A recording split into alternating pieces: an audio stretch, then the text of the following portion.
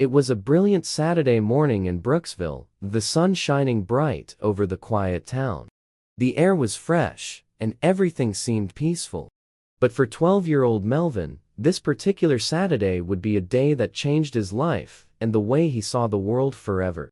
On this day, Melvin would learn that sometimes the truth is clouded by assumptions, and justice isn't always as simple as it seems. Melvin loved his skateboard. It was his mode of transport around the small town, where he felt free, escaping into the wind as he coasted down the roads. On this particular morning, he was headed to the local grocery store, Market Point, where his father, Mr. Wood, was the proud owner. Most of the people in Brooksville didn't know much about Mr.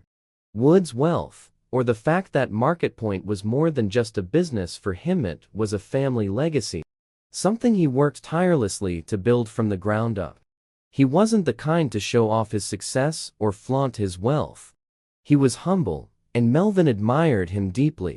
As Melvin arrived at the store, he quickly grabbed a bottle of juice and a candy bar, his usual snack for a Saturday morning.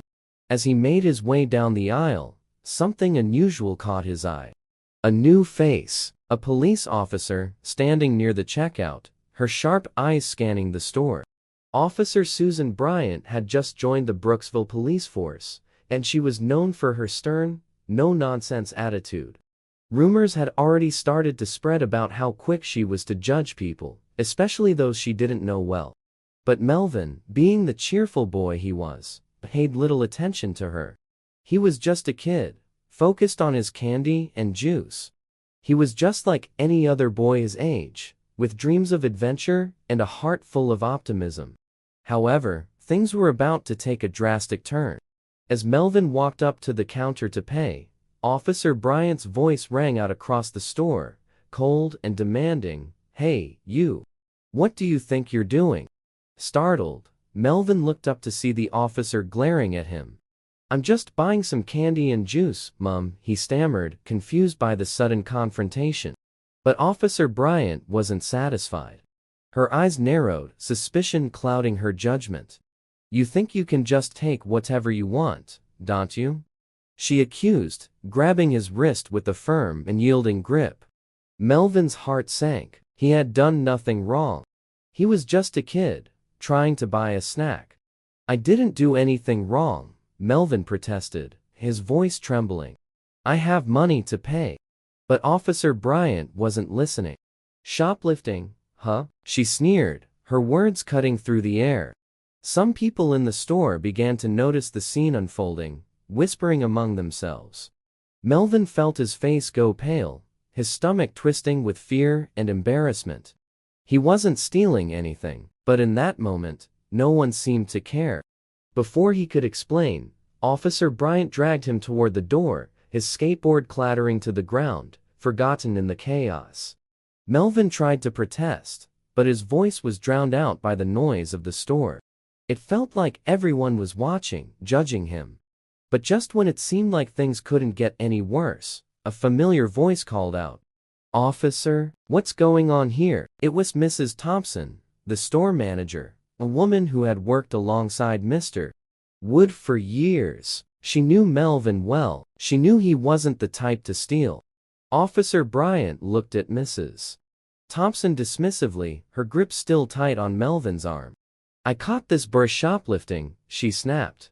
"He thinks he can get away with it."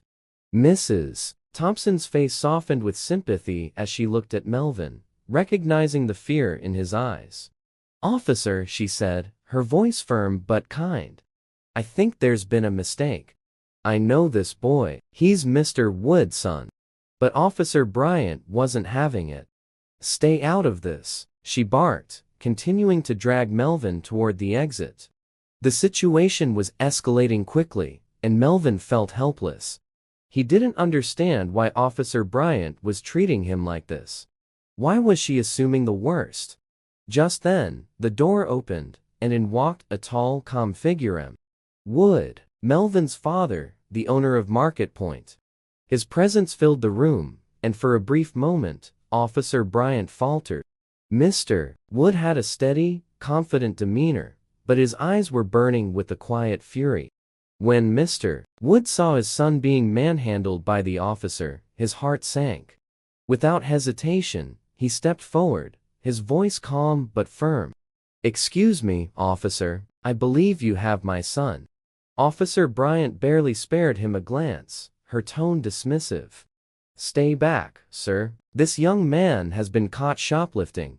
Melvin looked up at his father, their eyes meeting for the briefest moment. Mr. Wood's gaze was steady, assuring Melvin that everything would be okay. Mr. Wood took a deep breath and addressed Officer Bryant with the kind of calm authority that only comes with years of experience. "I'm Mr. Wood," he said. "I own Market Point. This is my son, Melvin. I can assure you, he wasn't stealing anything." Officer Bryant scoffed, unconvinced. "Anyone can claim to own a store," she muttered, clearly irritated. At this point, a small crowd had gathered outside the store, watching the confrontation unfold. Mr. Wood pulled out his wallet and showed Officer Bryant his ID. "Here's my proof," he said. "I've owned this store for 10 years. I built it from the ground up. If my son says he didn't steal, believe him." Officer Bryant's face flushed with embarrassment as she glanced at the ID. She was clearly taken aback, but instead of letting Melvin go, she muttered under her breath, "Kids these days think they're above the law." Mr. Wood didn't lose his cool. "Officer, I understand you're doing your job, but there's been no crime here. My son doesn't deserve to be treated this way." The crowd murmured in agreement, their eyes turning toward Officer Bryant, judging her actions. It was clear that Melvin was not the criminal she had assumed him to be.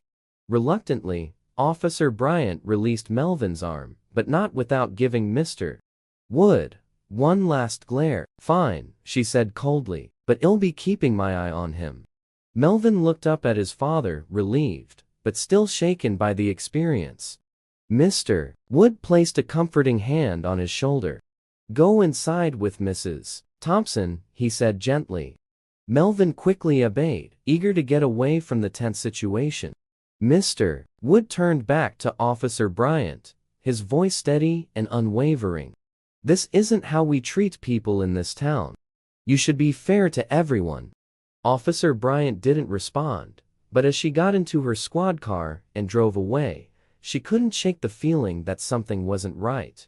She could feel the eyes of the crowd following her, their judgment weighing on her every move. For the first time, she wondered if she had made a mistake.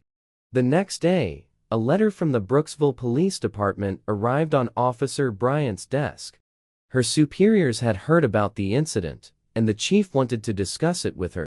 Nervously, Officer Bryant entered Chief Harlan's office, her heart pounding in her chest. "Bryant," Chief Harlan said, looking at her with a mixture of disappointment and concern. "I've been hearing some things about yesterday. Is it true you accused a boy of shoplifting without evidence?" Officer Bryant hesitated. She knew the truth, but admitting it felt like admitting failure. Slowly, she nodded. Chief Harlan leaned forward, his gaze stern. "You need to apologize to Mr. Wood and his son. We're here to protect everyone, not make people feel unwelcome or unsafe."